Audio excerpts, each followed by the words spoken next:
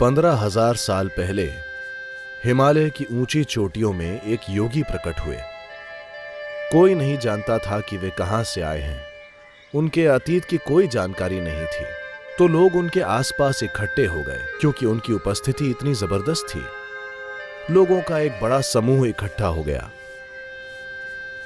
उन्हें उम्मीद थी कि वे कुछ बोलेंगे, कुछ करेंगे। उन्होंने न तो कुछ किया, न ही कुछ बोले, बस बैठे रहे। अगर मैं यहां 2 घंटे तक बस बैठा रहूं तो मैं कल्पना कर सकता हूं 15 मिनट में पिछली लाइन में बैठे लोग, और वे धीरे धीरे अब भी सिनेमा जा सकते हैं। चलो चले।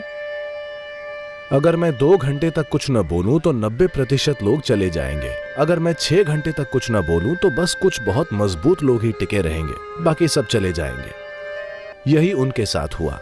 उन्होंने न तो कुछ किया, न ही कुछ बोले, बस बैठे रहे। एक दिन या एक हफ्ते नहीं, वे महीनों तक बस स्थिर बैठे रहे। सभी चमत्कार की उम्मीद कर रहे थे, कुछ नहीं हुआ, वे बस बैठे रहे। लेकिन वे एक बहुत बुनियादी चमत्कार नहीं समझ पाए, या दूसरे शब्दों में जिसे आप शरीर कहते हैं, वो बस प्रक्रियाओं की एक श्रृंखला है।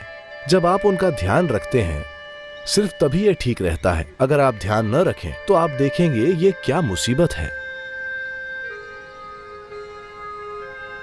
जब आप शरीर का ध्यान नहीं रखते, अगर आप भूखे हैं, वो छोड़िए। लोग कहते हैं कि 1 मिनट कितना लंबा है, ये इस पर निर्भर करता है कि आप बाथरूम के दरवाजे के किस तरफ हैं। अंदर से कोई कहता है बस 1 मिनट, बाहर वो एक युग की तरह लगता है। ठीक है, क्योंकि शरीर की प्रकृति है। अगर आप इसका ध्यान न रखें तो यह बहुत बड़ी मजबूरी बन जाएगी और बहुत परेशान करेगी। पर वे बस बैठे रहे। उन्होंने न तो कुछ खाया, न पिया, न ही शौच गए, बस स्थिर बैठे रहे। लोगों को यह भी समझ नहीं आ रहा था कि वे जिंदा हैं या मर गए। उनके जीवित होने का एक ही लक्षण था कि रुक रुक कर उनके गालों पर परमानंद के आंसू बह रहे थे, वरना वे बिना हिले डुले बैठे रहे। तो बस 7 लोग रुके रहे। उन्हें उनके इस तरह बैठने का चमत्कार समझ आया, क्योंकि अगर वे इस तरह बैठे हैं तो इसका मतलब यह है कि वो भौतिकता से परे हैं, वरना वे ऐसे बैठ ही नहीं सकते। ये 7 लोग रुके रहे, और आज हम उन 7 को सप्तऋषियों के नाम से जानते हैं। ये आदियोगी के पहले शिष्य थे।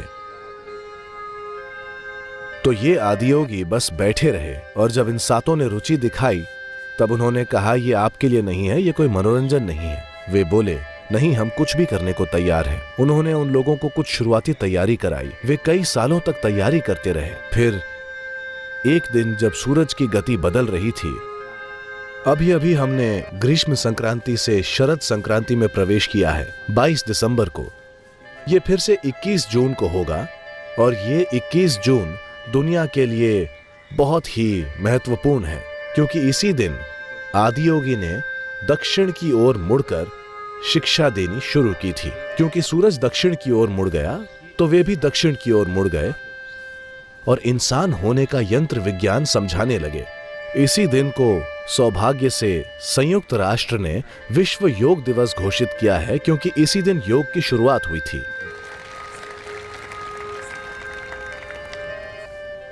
इंसानी यंत्र विज्ञान को समझने की यह अद्भुत प्रक्रिया शुरू हो गई। ये सभी धर्मों से पहले की बात है, जब धरती पर कोई धर्म नहीं था। 15,000 साल पहले उन्होंने इंसान होने का यंत्र विज्ञान समझाया, और कई पहलू सामने आए। उन्होंने 112 तरीके सिखाए जिनसे इंसान अपनी परम प्रकृति को पा सकता है। और जब लोगों ने पूछा, विशेष रूप से उनकी पत्नी पार्वती ने पूछा कि सिर्फ 112 क्यों और क्यों नहीं, वे बोले, अगर आप शरीर में हैं तो सिर्फ 112 तरीके हैं।